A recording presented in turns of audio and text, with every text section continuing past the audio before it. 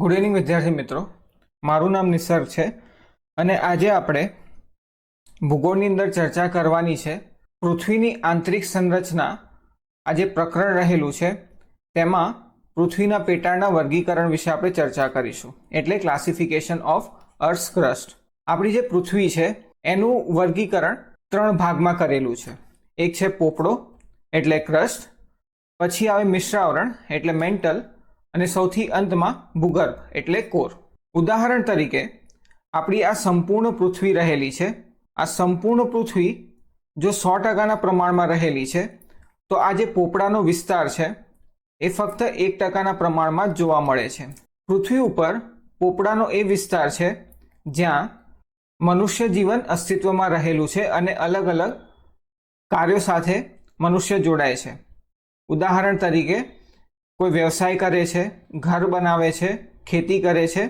આ બધા કાર્યો આપણે પૃથ્વીના પોપડા ઉપર કરતા હોઈએ છીએ. પોપડાની નીચેનો જે વિસ્તાર રહેલો છે એને આપણે મિશ્રાવરણ, ઇંગ્લિશમાં મેન્ટલ કહીએ છીએ, અને તે સૌથી વધુ પ્રમાણમાં 68% પ્રમાણમાં રહેલું છે. અને જે ભૂગર્ભનો વિસ્તાર છે એ 31% પ્રમાણમાં જોવા મળે છે. તો પૃથ્વીના પેટાળમાં સૌથી વધુ પ્રમાણમાં મિશ્રાવરણ અને સૌથી ઓછા પ્રમાણમાં પોપડાનો વિસ્તાર રહેલો છે.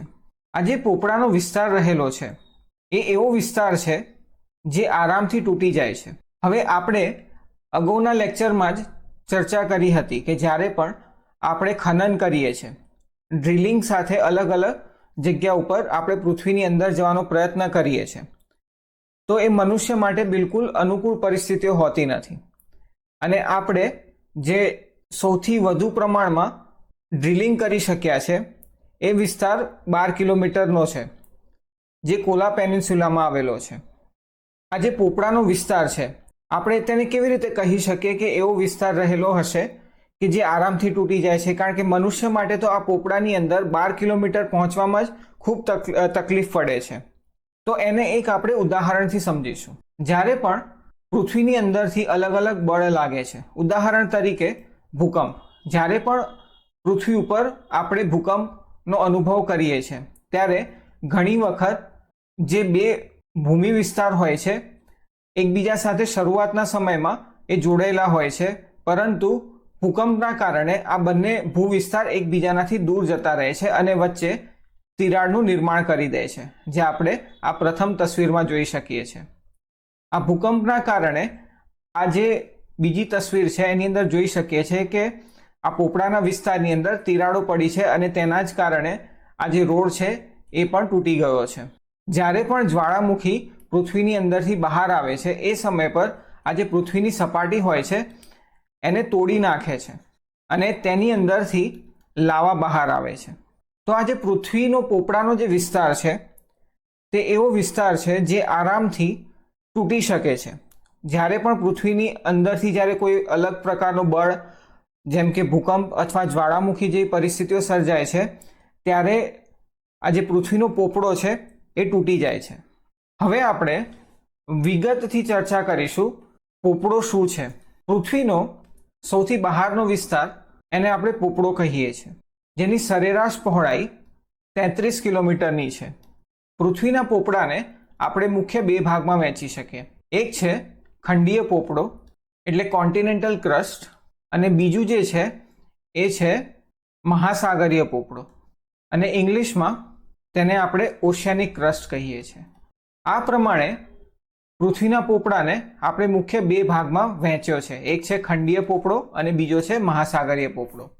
પૃથ્વી ઉપર આપણને જેટલો પણ જમીનનો વિસ્તાર દેખાય છે એને આપણે ખંડીય પોપડો કહીએ છીએ, અને મહાસાગરની નીચે જે જમીનનો વિસ્તાર રહેલો છે, આપણો મહાસાગર છે, અને એની નીચેની જે જમીન છે એને આપણે મહાસાગરીય પોપડો કહીએ છીએ અથવા ઓશિયાનિક ક્રસ્ટ કહીએ છીએ. આ જે ખંડીય પોપડો રહેલો છે એટલે કોન્ટિનેન્ટલ ક્રસ્ટ, એની પહોળાઈ વધુ પ્રમાણમાં રહેલી છે, જ્યારે મહાસાગરીય પોપડાની પહોળાઈ ઓછા પ્રમાણમાં જોવા મળે છે. મહાસાગરીય પોપડાની પહોળાઈ 5 કિલોમીટર જેટલી જોવા મળે છે, જ્યારે ખંડીય પોપડાની પહોળાઈ અલગ અલગ વિસ્તારમાં અલગ અલગ રહેલી છે, જે પૃથ્વીની સપાટીથી લઈને 30 કિલોમીટર અથવા તેનાથી વધારે પણ હોઈ શકે છે. ઉદાહરણ તરીકે જ્યારે પણ ઊંચા ઊંચા પહાડો રહેલા છે, જેમ કે માઉન્ટ એવરેસ્ટ છે, આપણો માઉન્ટ એવરેસ્ટ છે, તો માઉન્ટ એવરેસ્ટની નીચે જે ખંડીય પોપડો છે એની પહોળાઈ સૌથી વધુ પ્રમાણમાં રહેલી છે. અને આ પહોળાઈ કેટલી હશે? તો કે 70 કિલોમીટરથી પણ વધુ હોઈ શકે છે ખંડીય પોપડાની પહોળાઈ. બાકી અન્ય પ્રદેશોમાં જ્યાં મેદાન અને અન્ય વિસ્તારની અંદર ખંડીય પોપડાની પહોળાઈ 30 થી 35 કિલોમીટર જેટલી જોવા મળે છે, પરંતુ મહાસાગરીય પોપડાની સરેરાશ પહોળાઈ ફક્ત 5 કિલોમીટર જેટલી જ જોવા મળે છે. પોપડાની સરેરાશ પહોળાઈ વિશે આપણે પહેલા પણ ચર્ચા કરી, એ કેટલી છે? 33 કિલોમીટર. એટલે ખંડીય પોપડાની અને મહાસાગરીય પોપડાની બંને ભેગી થઈને સરેરાશ પહોળાઈ 33 કિલોમીટર રહેલી છે. હવે આપણે ચર્ચા કરીશું ખંડીય પોપડા અને મહાસાગરીય પોપડાની તફાવત વિશે. તો ખંડીય પોપડાનું નિર્માણ સિલિકા અને એલ્યુમિનિયમથી થયેલું છે, જેને આપણે ઇંગ્લિશમાં સિયાલ કહીએ છીએ. અને મહાસાગરીય પોપડાનું નિર્માણ સિલિકા અને મેગ્નેશિયમથી થયેલું છે, જેને આપણે સીમા કહીએ છીએ. ખંડીય પોપડાની ઘનતા 2.75 થી લઈને 2.90 ગ્રામ પ્રતિ સેન્ટીમીટર ક્યુબ રહેલી છે, જ્યારે મહાસાગરીય પોપડાની ઘનતા 3 થી 3.2 ગ્રામ સેન્ટીમીટર ક્યુબ રહેલી છે. ખંડીય પોપડાના ખડકોને આપણે ગ્રેનાઇટ ખડકો કહીએ છીએ, જ્યારે મહાસાગરીય પોપડાના ખડકોને આપણે બસાલ્ટિક ખડકો કહીએ છીએ. અહીંયા એક વસ્તુ આપણે યાદ રાખવાની છે કે ખંડીય પોપડાની પહોળાઈ વધુ રહેલી છે અને મહાસાગરીય પોપડાની પહોળાઈ ખંડીય પોપડાના પ્રમાણમાં ઓછી રહેલી છે. પરંતુ ખંડીય પોપડાની ઘનતા ઓછી રહેલી છે, જ્યારે મહાસાગરીય પોપડાની ઘનતા ખંડીય પોપડાના પ્રમાણમાં વધુ રહેલી છે. ખંડીય પોપડો અને મહાસાગરીય પોપડો બંનેને અલગ કરતી રચનાને આપણે કોનોરોડ અસંબંધ કહીએ છીએ. પૃથ્વીની ઉપર આ જે પોપડાનો વિસ્તાર રહેલો છે એના વિશે આપણે અત્યારે ચર્ચા કરી છે, અને હવે આપણે પોપડાના નીચેના વિસ્તાર વિશે ચર્ચા કરવાની છે. આ પોપડાનો નીચેનો જે વિસ્તાર રહેલો છે એ વિસ્તારને આપણે મિશ્રાવરણ ગુજરાતીમાં મધ્યાવરણ અને ઇંગ્લિશમાં મેન્ટલ કહીએ છીએ. આ મેન્ટલનો વિસ્તાર 33 કિલોમીટરથી લઈને 2900 કિલોમીટર સુધીનો વિસ્તાર રહેલો છે. પોપડો અને મિશ્રાવરણ બંનેને અલગ કરતી રચનાને આપણે મોહરોવિક અસંબંધ કહીએ છીએ. મિશ્રાવરણને પણ બે ભાગમાં વિભાજિત કર્યા છે.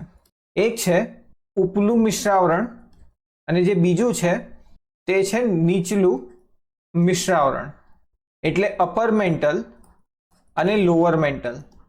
મિશ્રાવરણની ચર્ચા કરતા પહેલા આપણે ચર્ચા કરીશું કે લિથોસ્ફિયર શું છે, જેને ગુજરાતીમાં આપણે મૃદાવરણ કહીએ છીએ અને તેને શિલાવરણ પણ કહેવામાં આવે છે. લિથોસ્ફિયર આ જે શબ્દ છે, આ શબ્દ ગ્રીક ભાષાનો શબ્દ છે. ગ્રીક ભાષાની અંદર લિથોનો અર્થ થાય છે પથ્થરો. પૃથ્વીનો પોપડો એટલે સંપૂર્ણ પોપડો અને મિશ્રાવરણનો આ ઉપલું મિશ્રાવરણ અને પોપડાનો જે વિસ્તાર છે એની અંદર આપણને નક્કર ખડકો જોવા મળે છે. એટલે જે ખડકો છે એ ઘન અવસ્થામાં રહેલી છે, જેના કારણે પૃથ્વી ઉપરથી લઈને પૃથ્વીની સપાટીનો વિસ્તાર છે ત્યાંથી લઈને પૃથ્વીની અંદર 100 કિલોમીટર સુધીનો જે વિસ્તાર છે જ્યાં આપણને ખડકો જોવા મળે છે, પથ્થરો જોવા મળે છે, આ વિસ્તારને આપણે લિથોસ્ફિયર, મૃદાવરણ, શિલાવરણ તરીકે ઓળખીએ છીએ. લિથોસ્ફિયરથી નીચે એટલે મૃદાવરણથી નીચેનો જે વિસ્તાર છે એ વિસ્તાર આપણે એસ્થેનોસ્ફિયર તરીકે ઓળખીએ છીએ અને ગુજરાતીમાં દુર્બળ મંડળ. મૃદાવરણનો જે વિસ્તાર છે એ 100 કિલોમીટર પર એ સમાપ્ત થઈ જાય છે. તેના પછી 100 કિલોમીટરથી લઈને 400 કિલોમીટર સુધીનો જે વિસ્તાર રહેલો છે એને આપણે દુર્બળ મંડળ કહીએ છીએ અથવા ઇંગ્લિશમાં એસ્થેનોસ્ફિયર. હવે આ જે શબ્દ છે દુર્બળ, એની ઉપરથી આપણને એવો કંઈક ખ્યાલ આવે છે કે આ વિસ્તારની અંદર એટલે એસ્ટ્રોનોસ્ફિયરનો જે વિસ્તાર છે 100 કિલોમીટરથી લઈને 400 કિલોમીટર સુધીનું જે પૃથ્વીનું અંદર જે અંતર રહેલું છે એમાં કોઈક વસ્તુ દુર્બળ રહેલી હશે અને આ દુર્બળ વસ્તુ કઈ છે તો કે ખડકો છે. આ વિસ્તારની અંદર ખડકો અર્ધ તરલ અવસ્થામાં જોવા મળે છે. એટલે જે ખડકો છે એ ઘન અવસ્થામાં પણ નથી અને તરલ અવસ્થામાં પણ નથી. જ્યારે મૃદાવરણનો જે વિસ્તાર છે એમાં ખડકો ઘન અવસ્થામાં રહેલા છે. એસ્ટેનોસ્ફિયરના વિસ્તારની અંદર તાપમાન વધુ હશે જેના કારણે ખડકો અર્ધ તરલ અવસ્થામાં રહેલા છે. આ જે ખડકો છે એ અર્ધ તરલ અવસ્થામાં કેમ રહેલા હશે?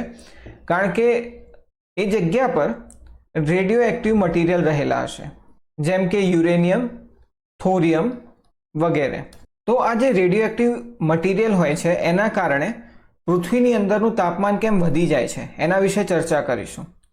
આપણે પ્રથમ પ્રકરણની અંદર જ્યારે પરમાણુ સંલયનની ચર્ચા કરતા હતા તે સમય પર આપણે ચર્ચા કરી હતી કે અણુ કેવી રીતના હોય છે, પરંતુ અહીંયા આપણે એકદમ જલ્દીથી યાદ કરી લઈએ છીએ.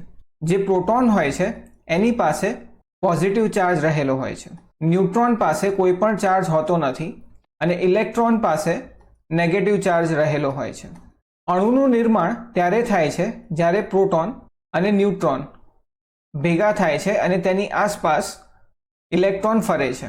આને આપણે અણુ કહીએ છીએ.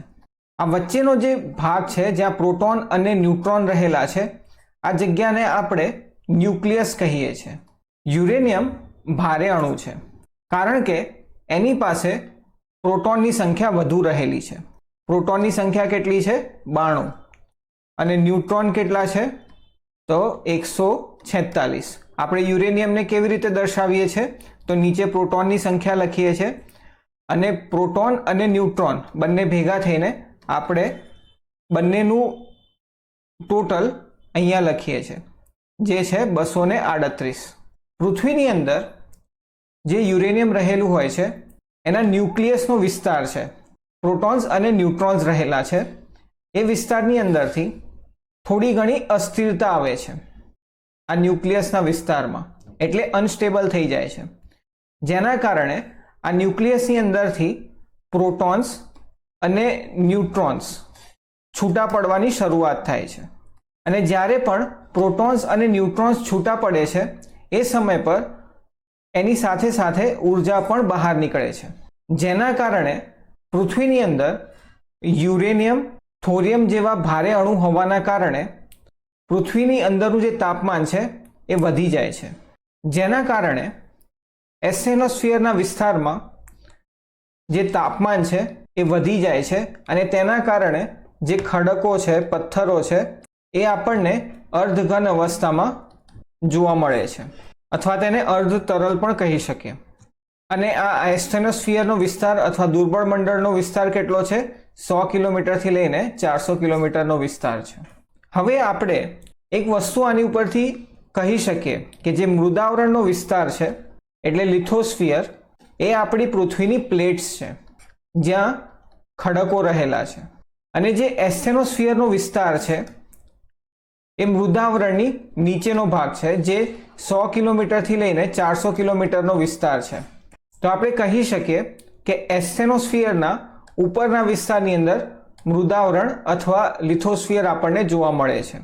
તો પૃથ્વી ઉપર જ્યારે પણ લાવા બહાર આવે છે તે સમય પર આ જે લાવા છે આ એસ્ટેનોસ્ફિયરના વિસ્તારની અંદરથી લાવા બહાર આવે છે અથવા દુર્બળ મંડળ આ વિસ્તારની અંદરથી જે લાવા છે તે પૃથ્વી ઉપર બહાર આવે છે. હવે આ જે મિશ્રાવરણ છે એને બે ભાગમાં વહેંચ્યું છે. તો આ બે ભાગ કયા છે? તો કે એક છે ઉપલું મિશ્રાવરણ અને બીજું જે છે એ છે નીચલું મિશ્રાવરણ એટલે અપર મેન્ટલ અને લોઅર મેન્ટલ.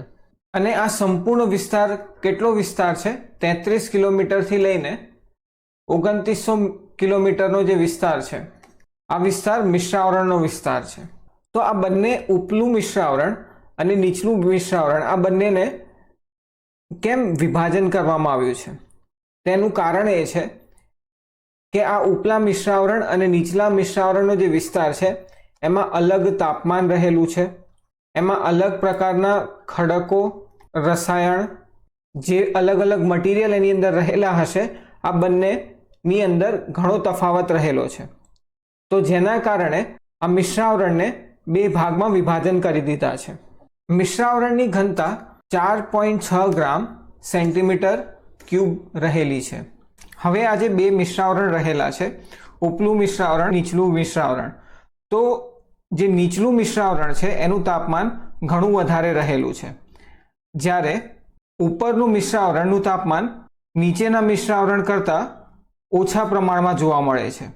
અહીંયા જે આંકડા દર્શાવવામાં આવ્યા છે તે અલગ અલગ પુસ્તકોમાં અલગ આપવામાં આવ્યા છે. તો આ આંકડા યાદ રાખવાની જરૂર નથી, પરંતુ આપણે એક વસ્તુ યાદ રાખવાની છે કે નીચલા મિશ્રાવરણનું તાપમાન વધુ રહેલું છે અને ઉપરના મિશ્રાવરણનું તાપમાન ઓછા પ્રમાણમાં રહેલું હોય છે.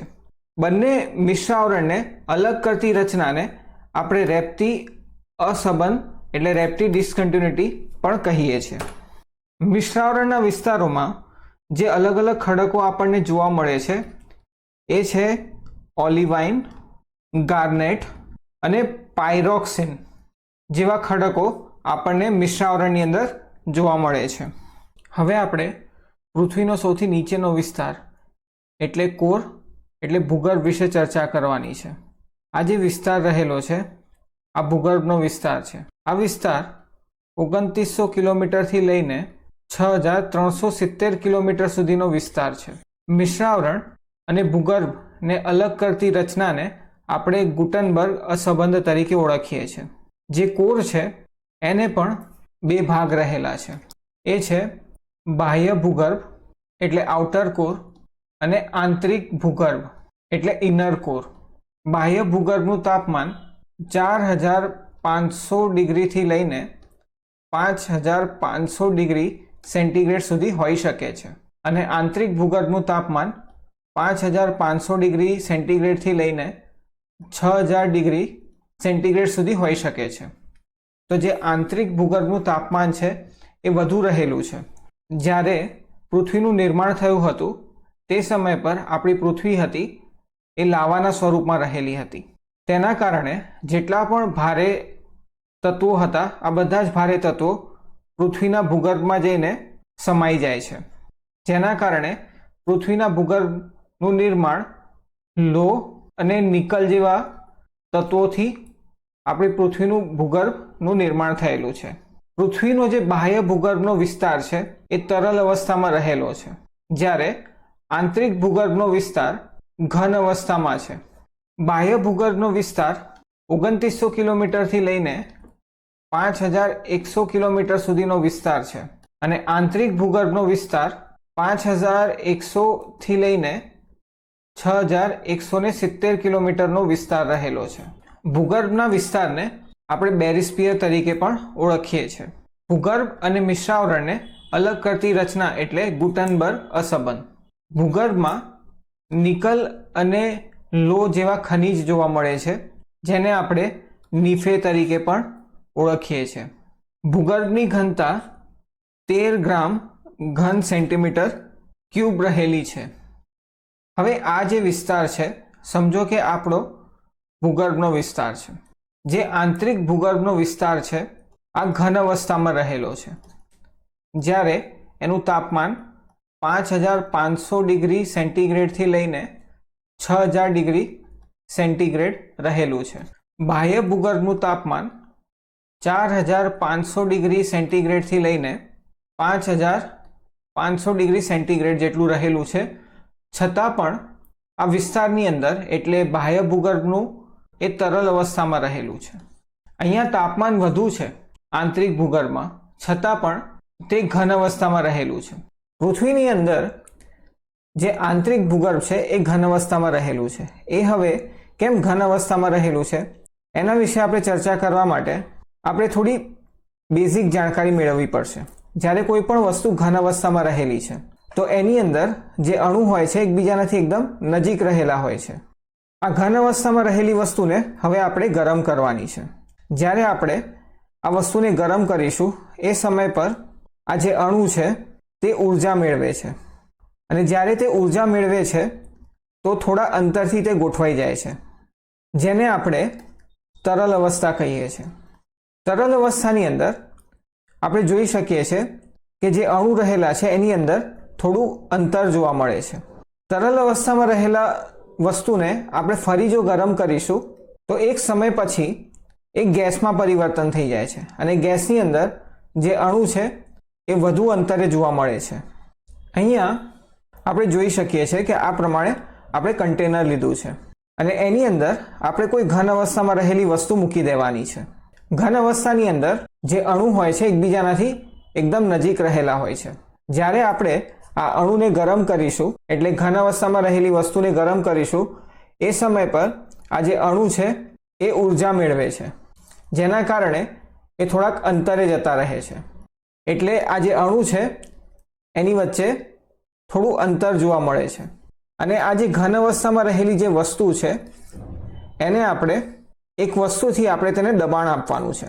આ દબાણ આપણે એટલું અતિશય આપવાનું રહેશે કે આ જે અણુ છે તે ઉર્જા મેળવીને એકબીજાનાથી દૂર ના જઈ શકે. હવે આપણે આ જે ઘન અવસ્થામાં વસ્તુ રહેલી છે એને આપણે ગરમ કરીશું. જ્યારે આપણે આ વસ્તુને ગરમ કરીશું એ સમય પર આ જે અણુ છે તે ઉર્જા મેળવશે અને દૂર જવાનો પ્રયત્ન કરશે, પરંતુ બહારથી આ જે દબાણ છે એ ખૂબ વધુ પ્રમાણમાં લાગી રહ્યું છે, જેના કારણે ઘન અવસ્થામાં રહેલા જે અણુ છે એને બહાર નીકળવા માટે જગ્યા નથી મળી રહી. જ્યારે તમે એને અતિશય તાપમાન ઉપર ગરમ કરશો અને પછી ઉપર આપેલું જે પ્રેશર છે એને હટાવી દેશો તો આ જે વસ્તુ છે એ આપણને ઘન અવસ્થામાં જ જોવા મળશે. એ જ પ્રમાણેની પરિસ્થિતિ પૃથ્વીના આંતરિક ભૂગર્ભમાં પણ સર્જાય છે. આ આપણો આંતરિક ભૂગર્ભ છે. આંતરિક ભૂગર્ભના જે ઉપરનો વિસ્તાર છે એ છે બાહ્ય ભૂગર્ભ. એની ઉપર મિશ્રાવરણ આવેલું છે અને સૌથી બહારનો જે વિસ્તાર રહેલો છે એ છે પોપડાનો વિસ્તાર. તો આ બધી જ વસ્તુઓનું દબાણ પૃથ્વીના ભૂગર્ભના આંતરિક ભૂગર્ભની ઉપર લાગતું જોવા મળે છે, જેના કારણે આંતરિક ભૂગર્ભની અંદર રહેલી જે વસ્તુઓ છે એ વધુ તાપમાન હોવા છતાં એ તરલ અવસ્થાની અંદર ફેરવાઈ નથી શકતી. તો મિત્રો, જો તમને મારો લેક્ચર પસંદ આવ્યો હોય તો લાઈક કરો, સબસ્ક્રાઈબ કરો અને શેર કરો. Thank you.